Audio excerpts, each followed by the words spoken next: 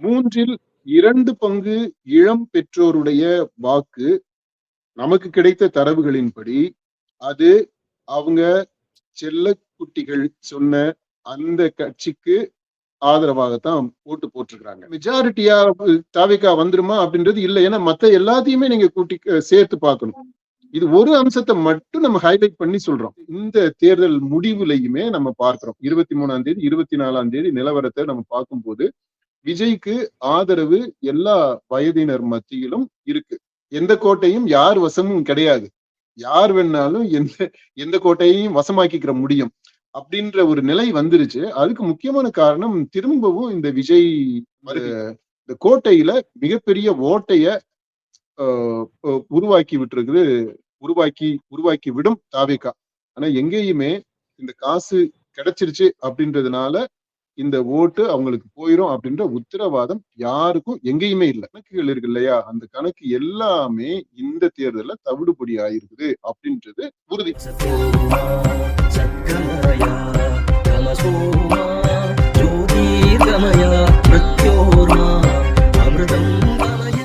நம்மளுடைய மக்கள் ஆய்வுடைய கருத்து கணிப்புல 2026 கள தனித்தன்மைகள்னு சொல்லிட்டு ஒரு 5 பாயிண்ட்ஸ் கொடுத்திருக்கிறோம். அதுல மக்கள் ஆய்வின் கள தேர்தல் ஆய்வுகளில் தேர்தலுக்கு மிக மிக நெருக்கத்தில் இவ்வளவு பெரிய எண்ணிக்கையில் முடிவு செய்யாதோரை எதிர்கொள்வது இதுவே முதல் முறை என்றும், அடுத்தது பாத்தீங்கன்னா ஏப்ரல் 19ஆம் தேதி மாலை வரையிலான நிலவரப்படி எல்லா தொகுதிகளிலுமே கடும் போட்டி நிலவுது. அதை கணிக்க இயலாத இந்நிலைக்கு தலையாய காரணம் 1/3 பங்கு வாக்காளர் யாருக்கு வாக்களிப்பது என இன்னும் முடிவு செய்து கொண்டிருக்கும் ஒரு மனநிலையில் இருப்பதுதான் சொல்லியிருக்கிறீங்க. அந்த 30% அந்த ஏப்ரல் 19ஆம் தேதி வரை முடிவு செய்யாம இருந்தாங்க. 20ஆம் தேதியுமே நம்ம கள நிலவரப்படி முடிவு செய்யாம தான் இருக்கிறாங்கன்னு சொல்லி பேசியிருந்தோம். இன்றைய நிலவரப்படி அந்த 30%னுடைய என்ன மாதிரி முடிவெடுத்து வாக்கு அளிச்சிருக்கிறாங்க, வாக்கு அளிச்சாங்களா, அந்த 30%னுடைய அப்டேட் என்னப்பா? அந்த 30% 3ல ஒரு பங்கு 30 தோராயமா 30ல இருந்து 35 விழுக்காடு வரைக்கும் 10ல 3 பேர் முடிவு செய்ய முடியாதவங்களா இருந்தாங்க. முடிவு செஞ்சுக்கிட்டு இருந்தாங்க. 20ஆம் தேதி வரைக்குமே நம்ம அதை பார்த்தோம். 23ஆம் தேதி ஓட்டு போட்டுட்டாங்க அப்படின்னா அவங்க முடிவு செய்துட்டாங்க. அதுல நம்ம அந்த முடிவு செய்யாம இருந்தவங்க அல்லது முடிவு செய்து கொண்டு இருந்தவங்க கடைசி நேரத்துல முடிவு எடுத்தாங்க இல்லையா, அவங்கள அந்த காம்போசிஷன் என்ன அப்படின்றத நம்ம பார்த்தோம். இதுல சொல்லி இருக்கிறோம் அந்த கணிப்பு டயத்திலேயே அந்த கள ஆய்வுல. அதுல இளம் பெற்றோர் அப்படின்னு ஒரு கேட்டகரியை நம்ம சொன்னோம். அதாவது 30ல இருந்து 40-45 வயசுக்கு இடையில உள்ள அந்த பெற்றோர்கள் யார் வீட்டுல எல்லாம் அந்த ஜென் ஆல்பா இருக்கிறாங்களோ அந்த குடும்பங்கள் அங்கெல்லாம் அந்த பெற்றோர்கள் ஒரு ஒரு டிலமால இருந்தாங்க, ஒரு ஊசல் ஆட்டத்துல இருந்தாங்க. மனசுக்குள்ள அவங்களுக்குள்ள ஒரு போராட்டம். இது எப்படி ஒரு பாச போராட்டம். இது நம்ம செல்லக்குட்டி சொல்றத கேட்டு ஓட்டு போடுறதா, இல்ல சொந்த புத்தி சொல்றதை கேட்டு ஓட்டு போடுறதா அப்படின்ற அந்த போராட்டம் கடைசியா ரிசால்வ் ஆயிடுச்சு. அவங்க ஓட்டு போட்டுட்டாங்க. இப்ப ஓட்டு போட்டவங்க யாருக்கு ஓட்டு போட்டாங்க? பிள்ளைக்கு ஓட்டு போட்டாங்களா, புள்ள சொன்னது அந்த கட்சிக்கு ஓட்டு போட்டாங்களா, இல்ல அவங்களுடைய புத்தி சொன்னதை கேட்டு அந்த கட்சிக்கு ஓட்டு போட்டாங்களா அப்படின்றதுதான். ஓட்டு முடிச்சுட்டாங்க. இப்போ யாருக்கு போட்டிருப்பாங்க அப்படின்றது ஒரு கேள்வி. அதை பற்றி நம்ம சில விளக்கங்களை நம்ம சொல்லலாம் இந்த காணொலியில. அடுத்தது இந்த பெண்கள், அதையும் நம்ம சொல்லி இருக்கிறோம். பெண்கள் பாதிக்கு மேல இந்த முடிவு செய்யாத ஒரு லிஸ்ட்ல இருந்தாங்க. இப்ப அவங்களும் ஓட்டு போட்டுட்டாங்க. இப்ப அவங்க எந்த அடிப்படையில ஓட்டு போட்டாங்க, என்ன காரணத்துக்காக அவங்க அந்த ஊசலாட்டத்துல இருந்தாங்க, மன போராட்டத்துல இருந்தாங்க, ஏன் தயக்கத்துல இருந்தாங்க, என்னதெல்லாம் அவங்க யோசித்துக்கிட்டு இருந்தாங்க அப்படின்றது, அது இப்ப கடைசியா எப்படி முடிஞ்சது, யாருக்கு சாதகமா அவங்க ஓட்ட போட்டாங்க அப்படின்றது, அதையும் நம்ம இந்த காணொலியில பேசலாம். நமக்கு கிடைத்த அந்த தரவுகளை வச்சு பார்க்கும்போது அந்த இளம் பெற்றோர் இருக்கிறாங்க இல்லையா, அந்த இளம் பெற்றோருடைய வாக்குகள், அதையும் திரும்ப இந்த 1/3 அந்த 3 பங்கா பிரிச்சுக்கிட்டோம் அப்படின்னா, அதுல 3ல் 2 பங்கு இளம் பெற்றோருடைய வாக்கு நமக்கு கிடைத்த தரவுகளின்படி அது அவங்க செல்ல குட்டிகள் சொன்ன அந்த கட்சிக்கு ஆதரவாகத்தான் ஓட்டு போட்டிருக்கிறாங்க. அந்த பிள்ளைங்க என்ன சொன்னாங்களோ அதற்கு கடைசியா அவங்களுடைய இதயம் இறங்கிடுச்சு, மாறிடுச்சு. அப்போ 2/3 பங்கு இளம் பெற்றோர், அதாவது நம்ம சொன்ன கணக்கு அது நம்ம மிஸ்லீட் பண்ணிடக்கூடாது. நம்ம என்ன சொல்லியிருக்கிறோம்னா 1/3 பங்கு முடிவு செய்யாம இருந்தாங்க வாக்காளர்கள். நம்ம சந்திச்சவங்கல 1/3 பங்கு, அதாவது 10க்கு 3 பேர் முடிவு செய்யாம இருந்தாங்க. அந்த முடிவு செய்யாமல் இருந்த அந்த 10க்கு 3 பேர்ல 2 பங்கு இளம் பெற்றோரா இருக்கிறாங்க. அந்த 2 பங்கு இளம் பெற்றோரா இருக்கிறாங்க இல்லையா, அவங்கள 2/3 பங்கு. அந்த இளம் பெற்றோரு டிலமால இருக்கக்கூடிய அந்த போராட்டத்துல இருந்த ஊசலாட்டத்தில் இருந்த இளம் பெற்றோர்ல 2 பங்கு. அவங்களுடைய பிள்ளைகள் சொன்னபடி ஓட்டு போட்டிருக்கிறாங்க. இது நமக்கு கிடைத்த தரவு. அதாவது இது எல்லாமே எப்படின்னா நம்ம குவான்டிடேட்டிவா ஸ்டடி பண்ணல.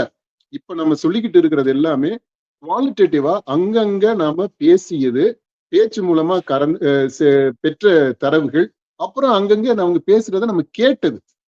பொது இடங்கள்ல, டீ கடையில, அந்த மாதிரி நம்ம போற இடத்துல வர்ற இடத்துல, இப்ப போகையில இப்ப நான் ஆட்டோக்காரர்கிட்ட பேசுறது, அந்த மாதிரி நம்ம பயணம் செய்யும் போது அந்த சூழ்நிலைகள்ல நிற்கும் போது அவங்க பேசிட்டு இருக்கிறது கேட்கறது, நாம அவங்கள்ட்ட பேசுறது, இதெல்லாம் குவாலிட்டேட்டிவான தரவுகள். இதை குவான்டிஃபை நம்ம பண்ணல. இதை அடிப்படையாக வச்சுட்டு இந்த மாதிரி ஒரு ட்ரெண்ட் இருக்கு அப்படின்னு நம்ம சொல்றோம். இது முழுமையாக இப்படித்தான் இருக்குமா அப்படின்னா இல்ல. ஆனா இந்த மாதிரி இல்லாம போயிடும் அப்படின்னு நம்ம சொல்ல முடியாது. அதுதான் இந்த குவாலிட்டேட்டிவ் அப்சர்வேஷனுடைய ஸ்ட்ரென்த். அதனுடைய பவுண்டரியும் அதுதான், லிமிடேஷனும் அதுதான். இப்ப அந்த அடிப்படையில தான் 2/3 பங்கு முடிவெடுக்க முடியாத நிலையில் இருந்த அல்லது கடைசி நேரம் வரை முடிவெடுப்பதை ஒத்தி போட்டுக் கொண்டிருந்த அந்த பெற்றோர்கள், இளம் பெற்றோர், அவங்களுடைய பிள்ளைகளுக்கு ஆதரவான முடிவை தான் எடுத்திருக்கிறாங்க. அதாவது அப்போ அவங்களுடைய சொந்த புத்திய கொஞ்சமா தற்காலிகமா அடவு வச்சுட்டாங்க. ஏன்னா இந்த சின்ன பிள்ளைங்க மேல இருக்கக்கூடிய பாசம் அவங்களுடைய அந்த அறிவை, அந்த மூளையினுடைய செயல்பாட ஓவர் கம் பண்ணிடுச்சு. அதை வெற்றி கொண்டுருச்சு அப்படின்னு அர்த்தம். அந்த மாதிரி அதுக்கு காரணம் என்னன்னா குடும்பத்துல இருக்கக்கூடிய அது வேற ஒரு டாபிக். இன்னைக்கு குடும்பங்கள் எப்படி இருக்கு, என்ன மாதிரியான சூழல்ல அந்த குழந்தை பேரு கிடைக்கக்கூடிய நிலை இருக்குது அப்படின்றது எல்லாமே வேற ஒரு சமூக பண்பாட்டியல் உளவியல் ரீதியாக அணுக வேண்டியது. இந்த தேர்தலை பொறுத்த மட்டும் நம்முடைய அப்சர்வேஷன் என்ன அப்படின்னா, இந்த இளம் பெற்றோருடைய வாக்கு 2/3 பங்கு, அதாவது பெருவாரியா 2/3 அவங்களுடைய வாக்கு பிள்ளைகள் சொன்ன அந்த பிள்ளைகளுக்கு சாதகமாக ஆதரவாக அவங்க சொன்ன கட்சிக்கு போயிருக்கு. அது எப்படின்னா நம்ம எல்லாருக்குமே தெரியும். அது தாவேகா அப்படின்னு நம்ம ஊகிக்கலாம். தாவேகான்றதை விட விஜய் அப்படின்றத, ஏன்னா பிள்ளைங்க எல்லாமே டிவிக்கு விஜய்க்கு அண்ணாவுக்கு ஓட்டு போடுப்பா, விஜய் அங்கிளுக்கு ஓட்டு போடுப்பா அப்படின்னா அவரே கேட்டிருந்தாருலப்பா லாஸ்ட் நாள் பிரச்சாரத்துல சாக்லேட் கிண்டர் ஜாய் கடம் பிடிக்கிற மாதிரி அழுகு சக்சஸ் பண்ற மாதிரி நீங்க உங்க அப்பா அம்மாட்ட, பெரியப்பா, சித்தி, அத்தை எல்லாத்தையும் சொல்லி நீங்க விசிலுக்கு ஓட்டு போட வைக்கணும் அப்படிங்கறத சொல்லியிருக்காரு. அதே மாதிரி இப்ப நம்மளுமே பார்க்க முடியுது. இப்ப என் பையன் எல்லாம் எடுத்துக்கிட்டா 4 வயசுதான், அவனுக்கு அந்த ஓட்டு அரசியல் என்னன்னே தெரியாது. இந்த சோசியல் யூடியூப்ல ரீல்ஸ் ஷார்ட்ஸ் பார்த்துட்டு அம்மா அப்பா விஜய்க்கு ஓட்டு போடுங்க, விஜய் யாருன்னா தலைவரு அப்படிங்கிறா. இது மாதிரி எல்லார் வீட்லயும் நான் பார்த்த வரையிலுமே எல்லார் வீட்லயும் அந்த விஜயனுடைய தாக்கம் அதிகமா இருக்கு. அப்பா அம்மா கிட்டையும் சொல்றாங்க விஜய்க்கு ஓட்டு போடுங்க அப்படிங்கறதா. அப்ப நீங்க சொல்றத படி எடுத்துக்கிட்டா அந்த தாவேகாவிற்கு அதிக ஓட்டுகள் வந்திருக்கும் அப்படிங்கிற மாதிரி எடுத்துக்கலாமா? அதுதான் நானு அந்த கிளாரிஃபை பண்ணேன் ஸ்டெப் பை ஸ்டெப்பா. ஃபர்ஸ்ட் நம்ம பார்த்ததுல 1/3 பங்கு, அதாவது 10 பேர் எடுத்துக்கிட்டோம்னா அதுல 3 பேர் முடிவு செய்யறதுக்கு நேரம் எடுத்துக்கிட்டு இருந்தாங்க. நம்ம கணிப்பு அவங்களை சந்திக்கும் போது முடிவு எடுக்கல.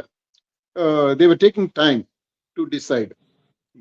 அந்த 3 பேர்ல 2 பங்கு, அதாவது 2 பேரு இளம் பெற்றோர் அந்த கேட்டகரியில வர்றாங்க. அந்த இளம் பெற்றோர் அதுல பெரும்பாலான குடும்பங்கள்ல நம்ம இந்த ஜென் ஆல்பா இருக்கிறத பாக்குறோம். நம்ம பேசும்போது தெரியும் இல்லையா? பெரும்பாலும் ஆல்மோஸ்ட் எல்லா குடும்பங்கள்லயுமே ஒரு ஜென் ஆல்பா கிட் ஒண்ணு இருக்கு. இப்போ அந்த மாதிரியான குடும்பங்கள்ல இப்படி ஒரு கிரைசிஸ் ஒண்ணு வருது. அதாவது அவங்க டிலமாவுக்கு என்ன காரணம் அப்படின்னா, பிள்ளை சொல்றதை கேட்கிறதா, புத்தி சொல்றதை கேட்கிறதா அப்படின்றது.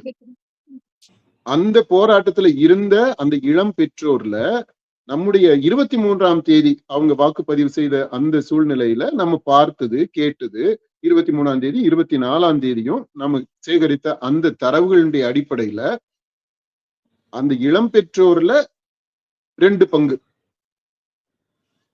அவங்க பிள்ளை சொன்ன கட்சிக்கு போட்டிருக்கிறாங்க. பிள்ளை சொன்னதை கேட்டிருக்கிறாங்க.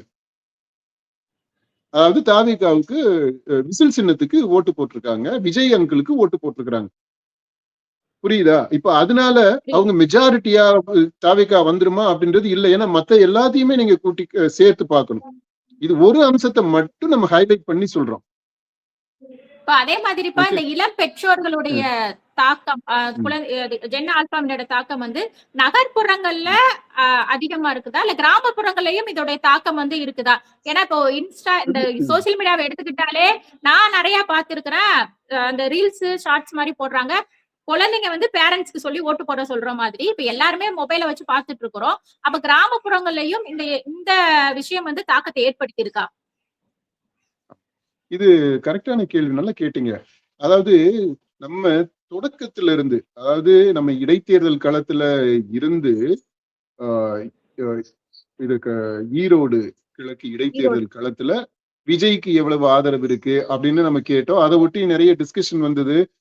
நம்ம தான் விஜய்க்கு 19% வாக்கு இருக்குன்ட்டு முதல்ல செட் பண்ணோம், அந்த அஜெண்டாவே நம்ம தான் செட் பண்ணி விட்டோம் அப்படின்னு அந்த மாதிரி எல்லாம் கூட பேசிட்டு இருந்தாங்க. நம்ம வந்து சில சேனல்ஸ்ல எல்லாம் போயிட்டு அதை கிளாரிஃபை பண்ணிட்டு வந்தோம். இப்போ அப்ப இருந்தே நாம சொல்லிக்கிட்டு இருக்கிறது, நம்முடைய ஆய்வுல தெரிகிறது, நான் அப்சர்வ் பண்றது ஒரு ஆய்வாளரா, விஜய்க்கு வந்து இந்த ஜென் ஜி மட்டும் இல்ல, பெண்கள் மட்டும் இல்ல, எல்லா வயதினர் மத்தியிலும் அவருக்கு ஆதரவு இருக்கு. கூட குறைய இருக்கலாம், ஜென்சில அதிகமாக இருக்கலாம். ஆனா that does not mean he doesn't have any support in other age groups. ஏன்னா அது அதே மாதிரி எல்லா தொழில் செய்யக்கூடியவர்கள் மத்தியிலையும், படிச்சவங்க படிக்காதவங்க, அது ரெண்டுக்கு இடையில அந்த அந்த ஸ்பெக்ட்ரம்ல நீங்க எதை வேணாலும் எடுத்துங்க, எல்லார் மத்தியிலையுமே அவருக்கு ஆதரவு இருக்கு. கொஞ்சம் கூட இருக்கலாம், கொஞ்சம் குறைச்சிருக்கலாம், அதுதானே தவிர மற்றபடி எல்லார் மத்தியிலையும் ஆதரவு இருக்கு. ஆண்கள் பெண்கள் எல்லார்ட்டையுமே ஆதரவு இருக்கு, பெண்கள் மட்டும் இல்ல. அப்படி நான் இப்போ ஒரு இதுல கூட நான் சொல்லியிருந்தேன், நம்ம காணொலிகள்ல விஜய வந்து குறுக்கிறாங்க அவருடைய ஸ்ட்ராட்டஜிஸ், அதாவது ஜென்சி அண்ட் பெண்கள் அப்படின்னு மட்டும் சொல்லிட்டு வர்றாங்க. அது வந்து அது யதார்த்தம் கிடையாது, கள நிலவரம் அப்படி இல்ல அப்படின்றத நம்ம சுட்டி காட்டி இருந்தோம். இப்போ அது இந்த தேர்தல் முடிவுலையுமே நம்ம பார்க்கிறோம். 23ஆம் தேதி 24ஆம் தேதி நிலவரத்தை நம்ம பார்க்கும்போது விஜய்க்கு ஆதரவு எல்லா வயதினர் மத்தியிலும் இருக்கு, எல்லா தொழில் செய்யக்கூடியவர்கள் மத்தியிலையும் இருக்கு, நகர்ப்புறம் கிராமப்புறம் எல்லா இடங்கள்லயும் இருக்கு.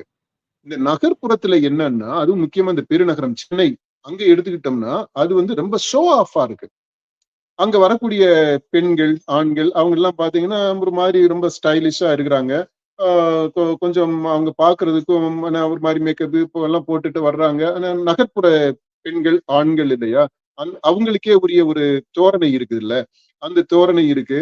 அப்புறம் அவங்க அந்த யூனிஃபார்ம் போட்டுட்டு வர்றது, அப்புறம் அந்த வைப் பண்றது, அவங்க பேசக்கூடிய அந்த சில அந்த நுனிநாக்கு இங்கிலீஷ், சோ இந்த மாதிரி விஷயங்கள் எல்லாமே இதெல்லாம் ஒரு பெரிய விஷயமா ஊடகங்களுக்கு இதெல்லாமே ஒரு தீனி போட்டது மாதிரி தானே, கான்டென்ட் அவங்களுக்கு கிடைக்குது. இப்போ அதை பெருசா சொல்றாங்க. இது வந்து நகர்ப்புறத்துல பெருநகரங்கள்ல நம்ம பார்க்கிறது அந்த ஒரு glamour, adding glamour to election, அந்த ஓட்டு போடுறதுன்றத ஒரு த்ரில்லிங்கான அனுபவமா, ஒரு ப்ரைடா, வெளிப்படையா சொல்லி நான் வந்து யாருக்கு ஓட்டு போடுறேன் பாரு, அப்ப விஜய்க்கு ஓட்டு போடுறதுக்காக வந்திருக்கிறோம், விசிலுக்கு ஓட்டு போட வந்திருக்கிறோம் அப்படின்னு சொல்லிட்டு அந்த வெளிப்படுத்தி சொல்றது, இது கொஞ்சம் புதுமையானது. இதை வேற ஒரு இது சந்தர்ப்பத்துல இதை டீட்டெயிலா நம்ம பார்க்கலாம். அந்த மாதிரி நகர்ப்புறங்கள்ல இருக்கிறது, அது ஊடகங்களுடைய கவனத்தை ஈர்க்கக்கூடியதாக இருக்குது. ஊடகங்கள்ல வரும்போது அது பொதுமக்களுடைய கவனத்திற்கும் போகுது. அப்படி அந்த ஒரு நிலை. ஆனா நகர்ப்புறத்துல மட்டும் இல்ல, பெருநகரங்கள்ல மட்டும் இல்ல, நகரங்கள்லயும் நம்ம பாக்குறோம், சிறு நகரங்கள்ல அங்கேயும் இந்த பினாமினா நம்ம பார்க்க முடியுது. கிராமங்கள்லயும் பார்க்க முடியுது. அது கொஞ்சம் லோவா இருக்கும். அது ஊடகங்களுடைய கவனத்தை ஈர்க்கிறது இல்லை. அங்கேயும் இருக்கு, ஊடகங்கள் அங்க போறது இல்லை. அந்த மாதிரிதான். இப்ப அந்த பின்புலம் இருக்கிறதுனால, இந்த மாதிரி ஒரு சூழல் இருக்கிறதுனால நாம இந்த விஜய்க்கு இருக்கக்கூடிய அந்த ஆதரவு என்பது ஜென்சி ஆதரவு அப்படின்றது எல்லா ரூரல் அர்பன் எல்லா ஏரியாவிலையுமே இருக்கு. பெருநகரங்கள்ல இருக்கிறது ஊடகங்களுடைய கவனத்தை ஈர்த்திருக்கு, மற்ற இடங்கள்ல இருக்கிறது ஊடகங்களுடைய கவனத்தை ஈர்க்கல. அதுதான் பெரிய வேறுபாடு. ஓகேப்பா. இப்ப அடுத்ததா சொல்லியிருக்கிறது பாத்தீங்கன்னா, அந்த முந்தைய தேர்தல்கள், அதாவது 2021 சட்டமன்ற தேர்தல் முடிவுகள், கட்சிகள் பெற்ற வாக்கு சதவீதங்கள், செயலாற்றிய சமூகவியல் காரணிகள், அதாவது இந்த ஜாதி, மதம் முதலிய எவையுமே இந்த தேர்தலுக்கு பொருத்தமற்றவையாக இருக்குது அப்படிங்கிறத குறிப்பிட்டிருக்கீங்க. அதுதான் ரிஃப்ளெக்டோ ஆயிருக்குதா? ஆமாமா, கண்டிப்பா. இது ரொம்ப முக்கியமான பாயிண்ட் நம்ம சொல்லியிருக்கிறது. எடுத்துக்கிறேன். முந்தைய தேர்தல்கள்ல இருந்த அந்த 2021 தேர்தல் எடுத்துக்கீங்களேன். அந்த தேர்தல் முடிவு, அந்த முடிவுல ஒவ்வொரு கட்சியும் இவ்வளவு வாக்கு வாங்கி இருக்குது. அப்போ ஒவ்வொரு கட்சிக்கும் இவ்வளவு பெர்சன்டேஜ் ஓட்டு இருக்கு. அப்ப இந்த கட்சிகள் எல்லாம் ஒன்னா கூட்டா சேர்ந்துச்சுன்னா இவ்வளவு ஓட்டு வந்துரும், கூட்டணியா இவ்வளவு வந்துரும். திமுக 21 கட்சிகள், எத்தனையோ கட்சிகளை சேர்த்து இருக்கு, நம்பரே நமக்கு தெரியல. அந்த அத்தனை கட்சிகளுக்கு ஒவ்வொரு கட்சிக்குமே ஒரு பெர்சன்டேஜ் இருக்கு. அதெல்லாம் கூட்டணும்னா அது இத்தனை பெர்சென்ட் வந்துடுது, அதனால ஈஸியா ஜெயிச்சிரும். இந்த கட்சிக்கு இவ்வளவு பெர்சென்ட் கூட்டினா அவ்வளவு வருது, அதனால இந்த கட்சி ஜெயிச்சிரும். இது தனியா நிக்குது, அதனால இந்த கட்சி இவ்வளவு ஓட்டு வருது அல்லது இவ்வளவு ஓட்டு தான் வருது அப்படின்னு அந்த கணக்குகள் இருக்கு இல்லையா, அந்த கணக்கு எல்லாமே இந்த தேர்தல்ல தவிடுபடி ஆயிருக்குது அப்படின்றது உறுதி. அது விஜயும் அந்த பாயிண்ட சொல்லி இருக்கிறாரு அவருடைய பிரச்சாரத்துல. நம்முடைய கள ஆய்வுல இப்போ நம்ம தொடர்ந்து பார்க்கும்போது போன தேர்தல்ல நம்ம எதெல்லாம் காரணிகளா லிஸ்ட் பண்ணி இருந்தோமோ அதையுமே கூட நம்ம ரேங்க் ஆர்டர் பண்ணியிருந்தோம். In terms of that factors impact, various factors operating and impacting on the decision அப்படின்னு சொல்லிட்டு ஒரு லிஸ்ட் போட்டிருந்தோம். ஜாதி, மதம், கட்சி, கூட்டணி, அப்புறம் அந்த திரை, அதாவது ஊடகங்கள் செட் பண்ணக்கூடிய அந்த நேரட்டிவ், அப்புறம் பிரச்சார உத்தி, அந்த பிரச்சாரத்தை அதாவது அதுக்கு அந்த பிரச்சார களத்துல வெளியிடக்கூடிய அந்த அறிக்கை, தேர்தல் அறிக்கை, அப்புறம் அந்த வேட்பாளர், எந்த வேட்பாளர் தேர்வு, யாரு அந்த களத்துல போட்டியிடுறா அப்படின்றது, இதையெல்லாம் இந்த காரணிகளோட சேர்த்து இதை எல்லாத்தையும் ஒட்டுமொத்தமா ஒருங்கிணைக்க கூடியதாக, ஃபைனலாக இம்பாக்ட் பண்ணக்கூடியதாக இருந்தது அந்த பணம், வாக்குக்கு பணம் அப்படின்றது. இப்படிதான் நம்ம பார்த்திருக்கிறோம். இது வரைக்கும் அந்த தேர்தல அப்படிதான் நம்ம ஸ்டடி பண்ணி பிரசன்ட் பண்ணிருக்கிறோம். நம்முடைய ஃபைண்டிங்ஸ் எல்லாமே அப்படி இருந்திருக்கு. ஆனா அப்படியே அந்த ஃபார்மெட் இருக்கு இல்லையா, அந்த ஃபார்மெட்டை இந்த தேர்தல்ல பொருத்தி பார்க்கவே முடியல. ஏன்னா இந்த தேர்தல்ல நம்முடைய அனாலிசிஸ் தொடர்ந்து நம்ம 2 வருஷமா இந்த ஆய்வுகளை பண்ணிக்கிட்டே வர்றோம். குவாலிட்டேட்டிவாவும் குவான்டிடேட்டிவாவும் நம்ம பண்ணிட்டு வர்றோம். இப்ப அந்த ட்ரையாங்குலேஷன் அப்ரோச்ல வரும்போது இந்த ஃபேக்டர்ஸ் எல்லாமே இருக்கு. ஆனா எதுவுமே ரொம்ப தீர்க்கமா இது இவ்வளவு பெரிய தாக்கத்தை ஏற்படுத்துது, இது பெரிய தாக்கத்தை ஏற்படுத்துது அப்படின்னு நம்ம சொல்லவே முடியல. எல்லா ஃபேக்டர்ஸுமே இருக்கு, எல்லாமே இருக்கு, தாக்கத்தை ஏற்படுத்துது. இல்ல, எதுவுமே தாக்கத்தை ஏற்படுத்தாம இல்ல அப்படி நம்ம சொல்லல. எல்லாமே செயல்படுது, களத்துல செயல்படுது. ஆனா அந்த களத்துல செயல்படுறதுன்றது தீர்க்கமா இருக்கு, இவ்வளவு இன்டென்சிவா இருக்கு, இவ்வளவு எக்ஸ்டென்சிவா இருக்கு அப்படின்னு மெஷர் பண்ண முடியாத அளவுல இருக்கு. அதாவது எல்லாத்தையுமே இது வரைக்கும் அந்த ஆய்வு இது இருக்குது இல்லையா, ஆய்வு முடிவுகள் எல்லாத்தையுமே இது ஓரளவுக்கு அப்படியே குலைச்சு விட்டுருக்கு. இப்ப என்ன ஆகும்னா பெரிய சேலஞ்ச் அகடமிஷியன்ஸுக்கு, அதாவது உண்மையிலேயே நீங்க இதுல இந்த ஆய்வுல ஆர்வம் உள்ளவங்களா இருந்தீங்க அப்படின்னா கண்டிப்பா ரீகான்ஸ்டிடியூட் பண்ணணும், ரீவிசிட் பண்ணி நம்முடைய திரும்ப பரிசீலனை செய்து மீள் உருவாக்கம் செய்யணும். அப்படிப்பட்ட ஒரு நிலைய, ஒரு நிர்பந்தத்தை, ஒரு பெரிய சேலஞ்சை இந்த தேர்தல் முன் வச்சிருக்குது. அதனால இந்த காரணிகள் எல்லாமே இருக்கு. ஆனா எந்த காரணியும் இந்த காரணி இதனால அப்படின்ட்டு சொல்ல முடியாத அளவுக்கு எல்லாமே குலைஞ்சு போயிருக்குது. அதற்கு முக்கியமான காரணம் இந்த இந்த 2026 தேர்தல் களம், அதுல விஜய், அப்புறம் இந்த சமூக ஊடகங்களினுடைய தாக்கம். இது ரெண்டையும் இணைச்சு பார்க்கணும். விஜய் ஃபேக்டர் மட்டும் இல்ல, விஜய் பிளஸ் இந்த சோசியல் மீடியா, இது ரெண்டும் சேர்ந்து போகக்கூடியது. அது அந்த இதை நம்ம சொல்றோம். அது அந்த அந்த அப்சர்வேஷன் ஹோல்ஸ் குட். இந்த தேர்தல்ல அது அப்படிதான் நடந்திருக்கு. 23ஆம் தேதி அதுதான் நடந்தது. அதே மாதிரி இப்ப ஒரு முக்கியமான விஷயம் என்னன்னா, அந்த கோட்டை அந்த விஷயம் சொல்லியிருக்கீங்க. இது திமுக கோட்டடா, இது அதிமுக கோட்டடா, பாமக கோட்டடா, தேமுதிக கோட்டடான்னு சொல்லிட்டு இருப்பாங்க. இப்ப சென்னையை பொறுத்தவரையில தாவிகாவுமே வந்துட்டு அந்த ரோலை பிளே பண்ணுச்சு. சென்னை வந்து எங்களுக்கானது நிரூபிக்கிறதுக்காக தான் பயங்கரமா அவர் முதல் பிரச்சாரங்கள்லாம் மேற்கொண்டாரு. ரோடு அவ்வளவு கூட்டம், நிறைய பிரச்சனைகளும் வந்துச்சு. அதே மாதிரி பாத்தீங்கன்னா இந்த கோட்டை அப்படிங்கிறது வந்து இந்த தேர்தல்ல கட்டுடைக்கப்பட்டிருக்குது அப்படிங்கிறத குறிப்பிட்டிருக்கிறீங்க. உண்மையாவே அந்த கோட்டைங்கிற கலாச்சாரம் வந்து இந்த தேர்தல எடுபடலையா? ஆமா. கோட்டை எல்லாமே சிதறடிக்கப்பட்டுச்சு. நான் சொன்ன இந்த கோட்டையை விட இன்னும் ரொம்ப முக்கியமா இருக்கக்கூடிய அந்த சோசியல் இன்ஜினியரிங் அமித்ஷாவுடைய ஸ்ட்ராங் ஹோல்டு அதுவே ஒர்க் அவுட் ஆகலன்றோம் இந்த தேர்தல்ல. அப்புறம் கோட்டை, இது வந்து திமுக கோட்டை, இது வந்து அதிமுக கோட்டை. இப்ப சென்னை உதாரணமா சென்னை டிஸ்ட்ரிக்ட் எடுத்துக்கிட்டோம்னா அந்த பெருநகர்ல இருக்கக்கூடிய தொகுதிகள் எல்லாமே திமுகவுக்கு ஃபேவரபிளா இருக்கும் அப்படிம்பாங்க.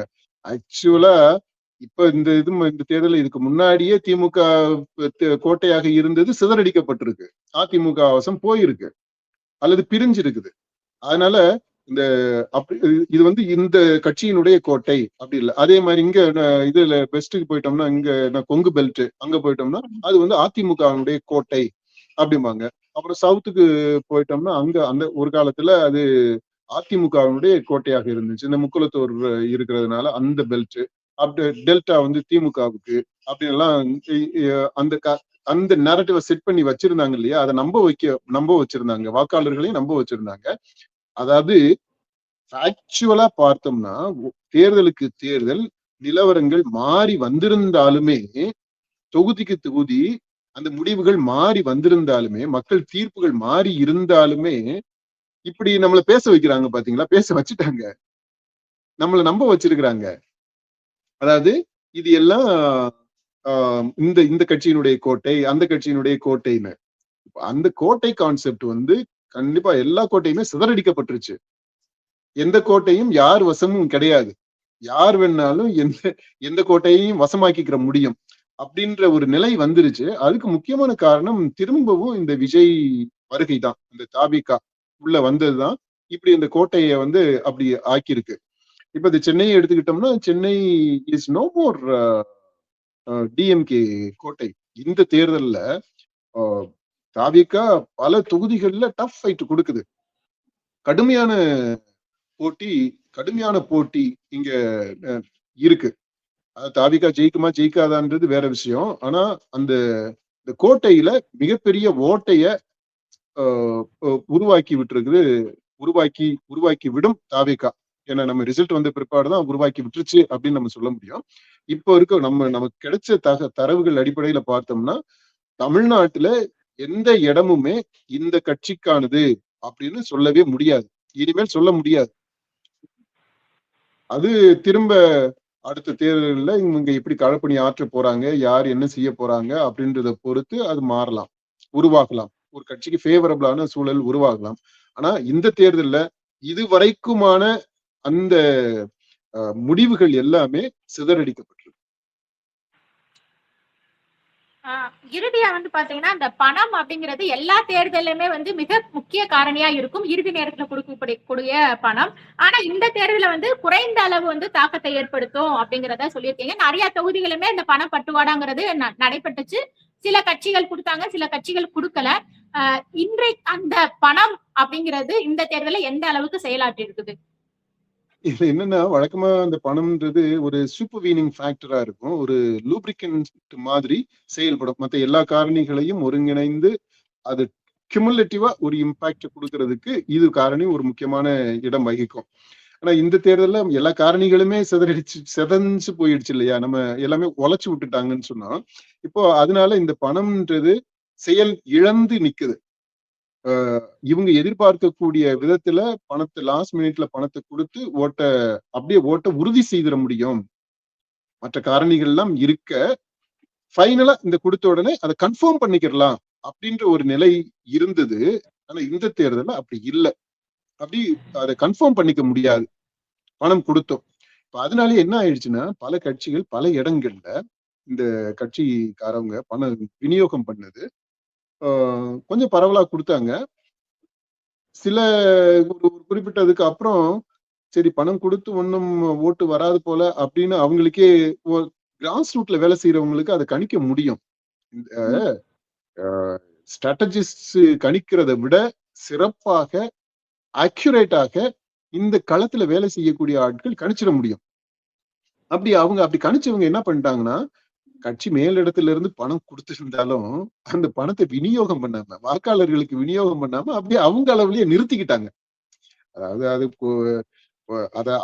அதாவது அதை அபகரிச்சுக்கிட்டாங்க, அமுக்கிக்கிட்டாங்க, கொள்ளையடிச்சிட்டாங்க அப்படின்ற அர்த்தத்துல நம்ம சொல்லல.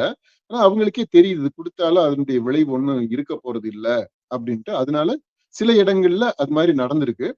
சில இடங்கள்ல பாதிக்கு பாதி கொடுத்துருக்குறாங்க. சில இடங்கள்ல அந்த தொகுதி முழுக்கவும் விநியோகம் பண்ணியிருக்காங்க. அதாவது அவங்களுக்கு ஓட்டு போடுவாங்க அப்படின்னு தெரிஞ்சவங்களுக்கு எல்லாம் கொடுத்துருக்காங்க. இதுதான் நிலவரம். ஆனா எங்கேயுமே இந்த காசு கிடைச்சிருச்சு அப்படின்றதுனால இந்த ஓட்டு அவங்களுக்கு போயிரும் அப்படின்ற உத்தரவாதம் யாருக்கும் எங்கேயுமே இல்லை.